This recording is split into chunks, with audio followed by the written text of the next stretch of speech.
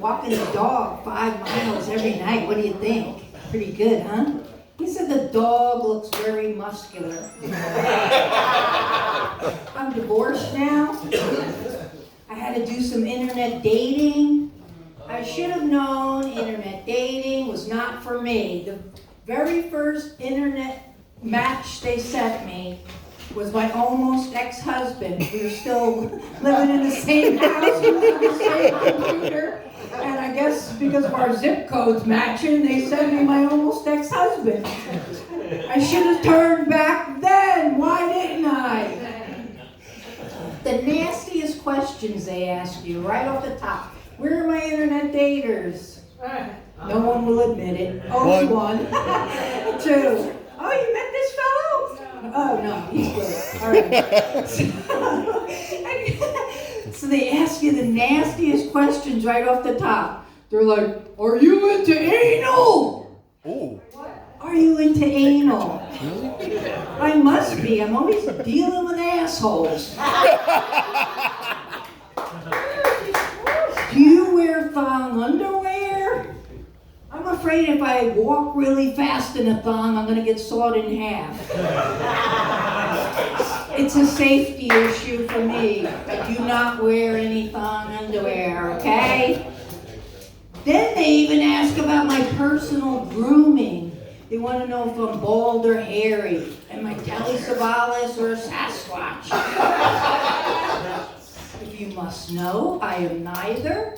I cut a garden path right down the middle. I leave a hedge on either side. At Christmas, I put little lights in the hedges. Valentine's, little hearts in the hedges. Halloween, I don't have to put any fake cobwebs in the hedges. So I met some interesting people on the internet. Oh my God, this one guy, I dated an Asian fellow.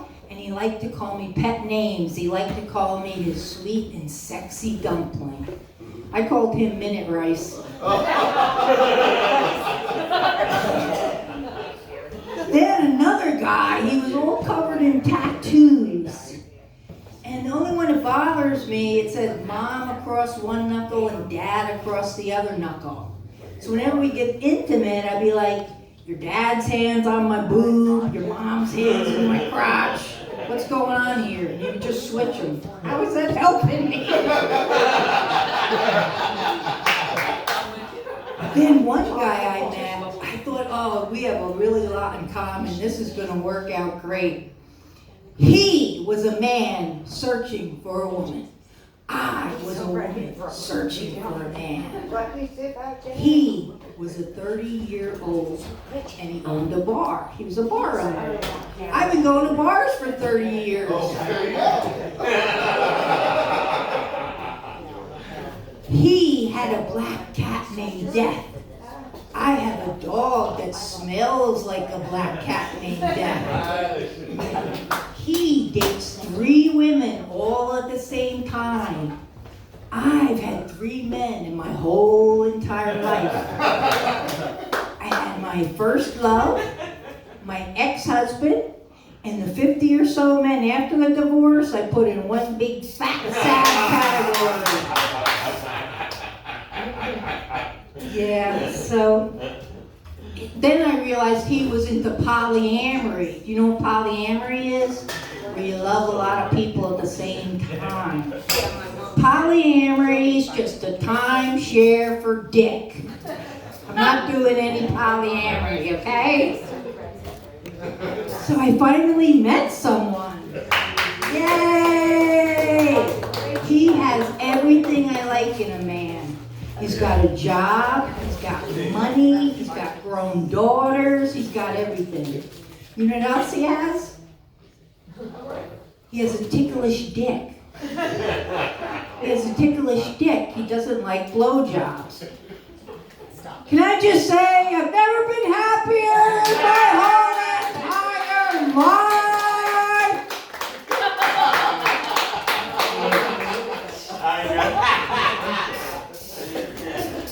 He lives on a family estate. Well, actually, it's a haunted trailer.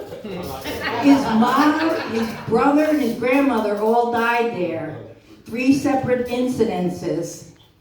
So I went over to the haunted trailer, and we went in, and he washed his hands, and a paper towel floated right to him. And he said, "Thanks, Mom." Then we wanted to watch some Netflix. The TV just queued right up to our movie. He goes, "Thanks, bro," to the ghost of his brother.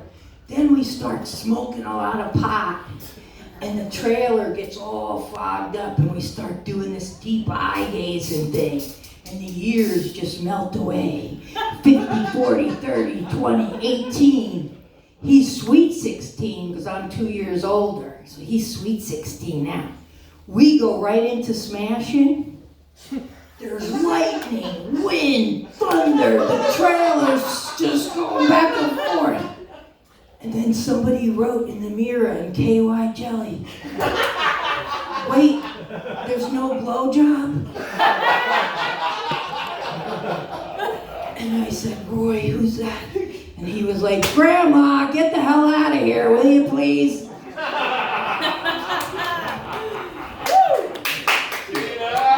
That's a true story. My parents were born during the Great Depression, which is funny because they're the source of my Great Depression. They were always saying things like, "This is the Marilyn Monroe of meatloaf." Weird. Then when our dog was being humped in the backyard by other dogs in the neighborhood, they said, "That's because Bootsy is the Marilyn Monroe of beagles." When I was being touched by 3 out of the 6 men in the house, because I was the Marilyn Monroe of children, of course. Don't worry, I'm the Marilyn Monroe of survivors.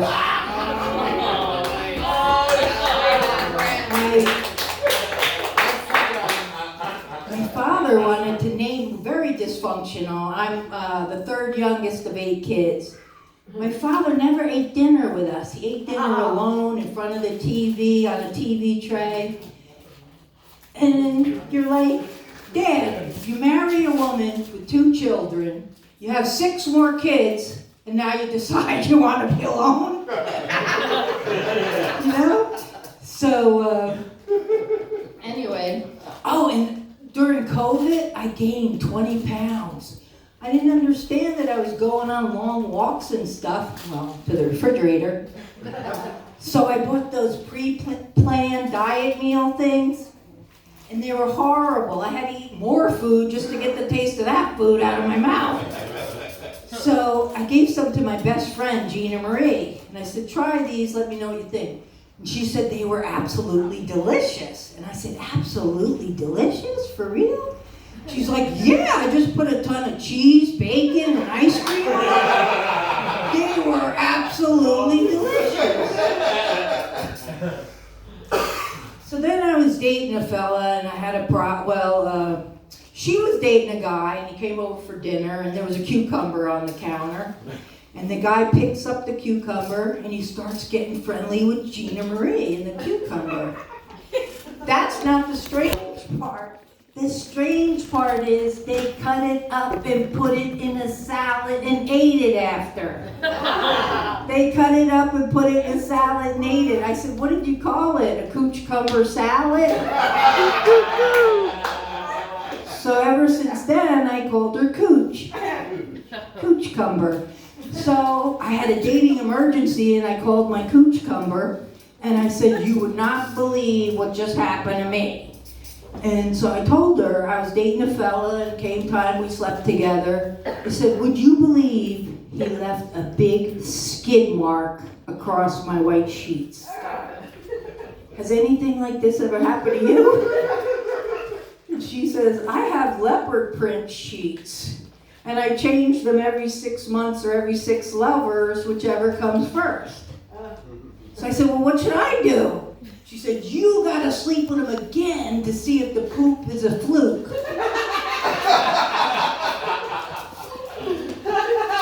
So I sleep with him again. There it is, big skid mark across my white sheets. So I smashed the shit out of him, not once but twice. Yeah, then I broke up with Skidmark.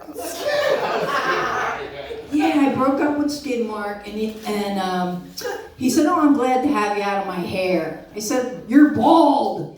And he said, "Just for that, give me back everything I ever gave you." I said, "You want the shitty sheets? You want the chlamydia? What else do you want?" So when I was a kid, I was deathly afraid of dogs. I got home from dogs. I had to walk home from school. All the other 7 kids got home an hour before me. I was avoiding all the blocks that had the dogs on them. So my mother decides she's going to go to the pound and get a dog. And she's very hard of hearing, so she goes to the pound and she gets a dog. And back then they had kill shelters. So the guy says, "This dog must go." And she says, "Oh, Moscow, Moscow." My very first dog was called Moscow. So during COVID, I got a little lonely and I decided to foster a dog. So I went down to the no-kill shelter down the block, and all they had was pit bulls and big Rottweilers. I wanted a little dog. So all they had was this little dog, and so I said, "All right, I'll meet him." So we go into the meeting room. Right away, he's not making eye contact. He's checking out all the other pussy cats in the room. He's ignoring me, peed on the floor, and I knew, I don't think we're really a good match. But I went against my woman's intuition, and I took him home anyway. Figured get him out of the place for a few days. So then I did you ever have a bad breakup happen over Facebook? Anyone? Yeah, sure. Yeah. So I post a picture of this little dog and I say, "I'm fostering a dog, he's going back, he's peeing all over the place, I can't take anymore." Then I get a DM from my avid animal lover friend, Karen. Karen. And she says, "What's wrong? You're sending him back?" And I said, "Yes, he's well." She said, "Oh, I have a dog exactly like him. Does he have a mohawk on the back of his neck?" And I said, "Yes." And she said, "Does he have a fish hook tail?" And I said, "Yes." And she said, "He's a descendant of the dingo. The dingo ate my baby. So he's a descendant of the dingo." So I said, "I don't care, Karen. He's going back. He's peeing all over the place." And she said, "Get that urine deterrent spray and spray that around. That'll take him." And you ever smell urine deterrent spray? It smells like gasoline, pine sol, and ammonia. The urine smells better than this stuff. So then then I'm complaining. She says, "Well, what else is wrong with him?" I said, "He's head bumping me." And then I tried to grab him by the mohawk scruff of the neck, and he snarled in my face and almost bit my face off. And she said, "Oh, that's just anxiety and a dominance game. Give him some CBD oil and tie his leash to the coffee table." I said, "Oh yeah, I had a boyfriend like that. I had to give him his CBD and I tied his leash to my bed for my own dominance game." So then the dingo dog he's just horrible. And he's doing all this terrible stuff in the house, and Karen the more she keeps trying to talk me into this dingo dog, she's like, "Oh, don't worry, if you have a snake or a mole or a rat on your property, he'll get it for you. But he won't release it." And then she's sending me pictures in my DM of her hands all bloodied up from all the times she tried to retrieve it and he wouldn't let it go. So then she bought him a little muzzle on his face, and he looks like Hannibal Lecter now, you know? So, I don't know. So then she's telling me about a guy broke down her door, a drug-induced guy broke down her door, dingo dog saved the day. He bit the hell out of this guy, saved her grandchildren, saved her family. She was so happy. The drug-induced guy took him to court, and he wanted the dingo dog put down, and the judge sided with the dingo dog. He was just protecting his territory. So then the judge went to give him a little pat on the head, and the dingo dog, mini Hannibal Lecter, ate his hand, his gavel hand, with some fava beans and a fine Chianti.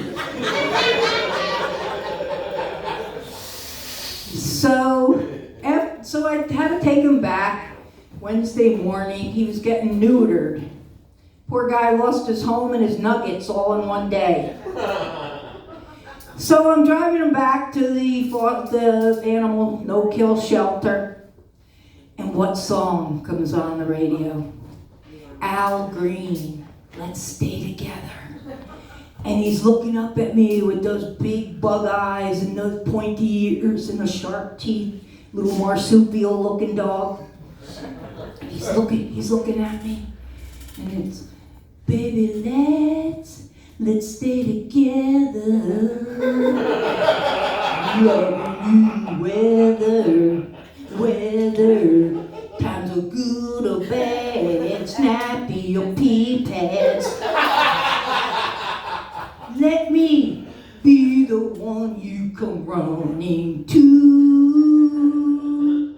I only snarled in your face. I didn't bite you. So I bring him back. We said our goodbyes. I said, you're a good boy. You got a lot of issues. Exactly how well my relationships went. And then the lady from the shelter comes in and says, you can pick him up on Friday. I said, oh, hell no. And she said, what's wrong? And I said, he's peeing, he's dominant, he's prey drive, he's smacking me in the head with his face. And she says, oh, that's just, and I said, bye, Karen, I'm leaving. And that's the story of the only dingo dog ever put down at the no-kill shelter.